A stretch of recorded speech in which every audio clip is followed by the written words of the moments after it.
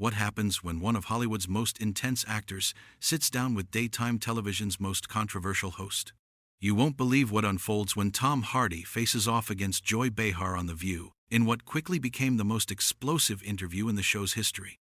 Before we get into this incredible story, make sure you hit that subscribe button and drop a comment below, because you're not going to believe what unfolds. Last night's episode of The View started like any other, but within minutes, it descended into absolute chaos when British actor Tom Hardy found himself in a verbal war zone with Joy Behar that left the entire studio stunned into silence.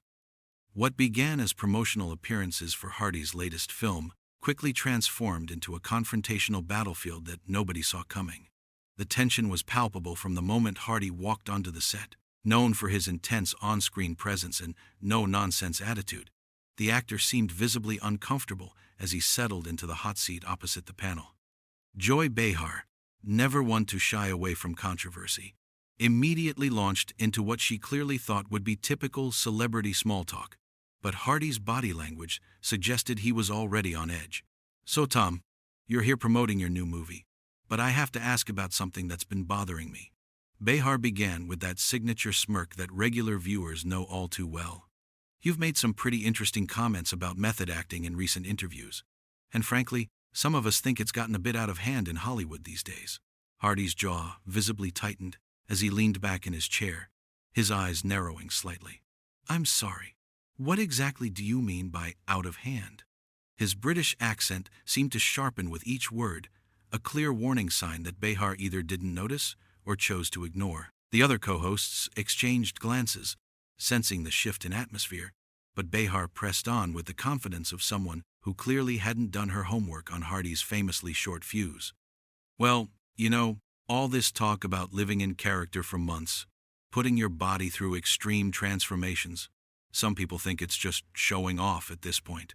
The studio audience, initially buzzing with excitement at having such a major star on the show, began to quiet down as they picked up on the growing tension. Hardy's publicist, visible in the wings, started shifting nervously as her client's expression darkened. "Some people," Hardy repeated slowly, his voice dropping to that dangerous low register that fans of his films would immediately recognize. "And you're one of those people, I take it?" Behar, seemingly oblivious to the warning signs, actually chuckled. "Look, I'm just saying what a lot of people in the industry are thinking. Method acting used to mean something. Now it seems like every actor thinks they need to go to these crazy extremes just to get attention." The other View co-hosts were now clearly uncomfortable, with Sonny Hostin attempting to redirect the conversation. "Tom, maybe you could tell us about your preparation process for this particular role." But Hardy wasn't having it. His focus remained laser-locked on Behar, and when he spoke, his words carried the weight of barely contained fury. "So let me get this straight. You invite me on your show, presumably to talk about my work, and instead you want to lecture me about my profession? A profession you know absolutely nothing about?" The temperature in the studio seemed to drop several degrees. Behar's smile faltered for just a moment before she regained her composure, but there was something different in her eyes now, a flicker of uncertainty that suggested she was beginning to realize she might have misjudged her guest. "I think you're being a little sensitive here, Tom. This is just a conversation." Hardy let out a bitter laugh that sent chills through the audience. "A conversation? No, love. This is you trying to tear down something you don't understand because it makes for good television. But you picked the wrong fucking actor to mess with today." The collective gasp from the studio audience was audible, and several crew members could be seen frantically gesturing in the background.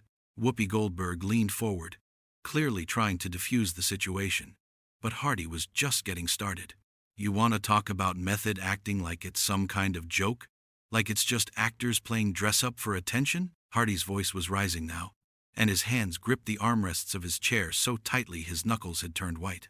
"I've spent months living as different characters, pushing my body and mind to places that most people couldn't even imagine, all to give audiences something real, something authentic, and you sit there with your smug little smile and call it showing off?" Behar, perhaps realizing she had awakened something she couldn't control, tried to backtrack. "Now, I didn't say it was showing off. I said some people think." "Don't you dare try to hide behind some people now," Hardy cut her off. his accent thick with rage. "You said it. Own it. You think what I do is fake, is that it? You think the physical and emotional toll of becoming someone else completely is just an actor's ego trip?" The studio had fallen into an eerie silence, broken only by the sound of cameras continuing to roll and the nervous shuffling of feet. Even the usually unflappable Joy Behar seemed to be searching for words. But Hardy wasn't finished. His years of intense preparation, his dedication to his craft, and his respect for the art of acting had all been reduced to a punchline in Behar's mind, and he wasn't about to let that slide. But this was just the beginning. The real explosion was about to come, and what happened next would leave everyone in that studio questioning whether they had just witnessed the end of Tom Hardy's promotional tour or the beginning of something much worse. What unfolded next was a masterclass in how quickly a television interview can spiral completely out of control. Behar, perhaps feeling the need to reassert her authority on her own show, made the fatal mistake of doubling down on her position instead of backing away from the clearly agitated actor. "Look, Tom, I think you're overreacting here," she said, her voice taking on that patronizing tone that had gotten her into trouble with guests before. "We're just having a discussion about acting techniques. There's no need to get so worked up about it." The word overreacting hit Hardy like a physical blow. His entire body seemed to tense, and for a moment, the silence in the studio was deafening. When he finally spoke, his voice was barely above a whisper, but it carried more menace than any shout could have managed. "Overreacting?" He leaned forward in his chair, his eyes boring into Behar, with an intensity that made several audience members visibly uncomfortable. "You just told me that my life's work is bullshit and you think I'm overreacting?" The other co-hosts were now desperately trying to intervene, but it was like watching a train wreck in slow motion. Whoopi attempted to jump in with a joke to lighten the mood, but Hardy's glare silenced her before she could finish her sentence. Sarah Haynes looked like she wanted to disappear into her chair, while Sunny Hostin was frantically scribbling notes, probably trying to figure out how to legally cover the show's ass if this got any worse. Behar, however, seemed determined to dig herself deeper into the hole she had created.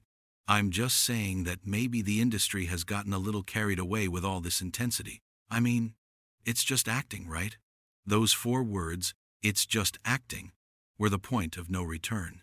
Hardy's face went through a series of expressions that would have been fascinating to study if the circumstances weren't so volatile. First came disbelief, then a kind of cold fury that seemed to settle over him like armor. "Just acting," he repeated, his voice now carrying a dangerous edge that made the studio feel like a powder keg waiting for a spark. 30 years of my life dedicated to this craft, and you reduce it to just acting." The cameras were still rolling, capturing every moment of what was rapidly becoming the most uncomfortable interview in daytime television history. Production assistants in the wings were making frantic gestures, but nobody seemed willing to actually step in and stop what was happening. Hardy stood up suddenly, causing several audience members to gasp.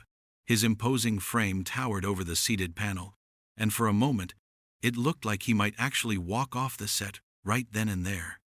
But instead, he remained standing, using his height advantage to make his next point even more impactful. "You want to know what just acting looks like, Joy?" His voice was now loud enough to carry to the back of the studio without amplification. "It's spending 4 months learning to box from professional fighters until your hands are broken and bloody. It's gaining 40 pounds of muscle and then losing 60 pounds until you're practically skeletal, all because the character demands it. It's diving so deep into someone else's psychology that you forget who you are for weeks at a time." Behar opened her mouth to respond, but Hardy wasn't finished.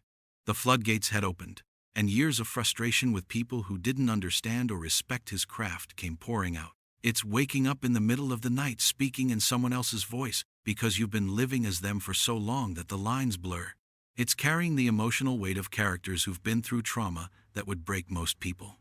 It's sacrificing relationships, your health, your sanity, all in service of giving audiences something real instead of the manufactured bullshit that passes for entertainment these days." The studio audience was completely silent now, transfixed by the raw emotion and anger radiating from the actor. This wasn't the polished, media-trained celebrity they had expected to see. This was a man whose entire identity and life's work had been dismissed as frivolous, and he was fighting back with everything he had. Behar, to her credit or perhaps her detriment, refused to back down. But don't you think there's a line? Don't you think some actors take it too far? Hardy's laugh was sharp and bitter. Too far? You want to talk about taking things too far? Let's talk about hosts who invite guests on their shows just to ambush them with half-baked opinions about subjects they know nothing about. Let's talk about the fucking audacity of someone who's never spent a day on a film set trying to lecture working actors about their methods. The profanity seemed to wake the production team from their stunned paralysis, and suddenly there were people moving frantically in the background, probably trying to figure out how much of this they could actually broadcast. But the damage was already done, and Hardy was nowhere near finished. You sit in your comfortable chair, getting paid to give your opinions on things you've never experienced, and you have the nerve to judge people who dedicate their entire lives to their art. You know what that is, Joy? That's the definition of a fucking parasite. The collective intake of breath from the studio audience was audible, and even Behar seemed momentarily stunned by the venom in Hardy's words.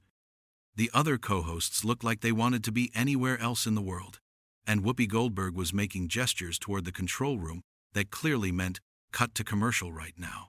But the cameras kept rolling, and Hardy kept talking, his voice rising with each word. You want controversy for your ratings? You want drama to keep your show relevant? Well, congratulations, you've got it. But don't you dare pretend this is about having a conversation or asking legitimate questions. This is about you trying to tear down people who actually create something, who actually contribute something meaningful to the world. Behar finally found her voice again, but when she spoke, there was a tremor in it that hadn't been there before. I think you need to calm down, Tom. We're on live television here. That was apparently the wrong thing to say, because Hardy's response was immediate and explosive. Calm down, calm down. You attack my profession, my life's work, everything I've dedicated myself to, and then you tell me to calm down because we're on television? The situation had reached a boiling point, and what happened next would determine whether this confrontation would end in a reluctant truce or complete nuclear warfare. The tension in the studio was so thick you could cut it with a knife, and every single person in that room knew they were witnessing something that would be talked about for years to come.